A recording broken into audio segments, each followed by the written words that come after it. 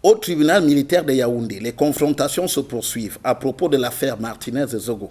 Après celle du 13 au 16 novembre dernier qui avait mis aux prises le commissaire divisionnaire Maxime Eko, ex-directeur général de la Direction générale de la recherche extérieure, le lieutenant-colonel Justin Danoué, ex-directeur des opérations à la DGRE et les éléments de la DGRE, cette fois, le face-à-face oppose le lieutenant-colonel Justin Danoué à l'adjudant-chef Ebor.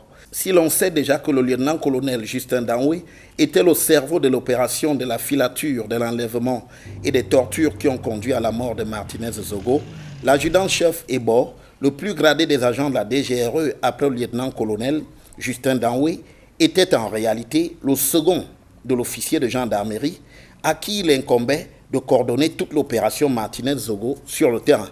Il a ainsi été présent de bout en bout lors de toutes les étapes qui ont conduit à la mort du journaliste d'Amplitude FM. Le juge militaire et les commissaires du gouvernement qui font face aux dénégations des inculpés, particulièrement sur la mort de Martinez Zogo, veulent se faire une idée précise du rôle de chacun après l'enlèvement du journaliste. Quels ordres ont été donnés à l'adjudant-chef Ebor? Comment s'y est-il pris? À quel moment le lieutenant-colonel Justin Danoué est-il intervenu? Après les supplices infligés aux journalistes, n'a-t-il pas été constaté qu'il était mort? C'est dans les méandres de ces détails que le tribunal militaire s'emploie à faire la lumière sur les responsabilités au sein de la DGRE dans la mort de Martinez Zogo. La procédure pénale suit donc son cours dans cette affaire qui dure maintenant depuis près d'1 an.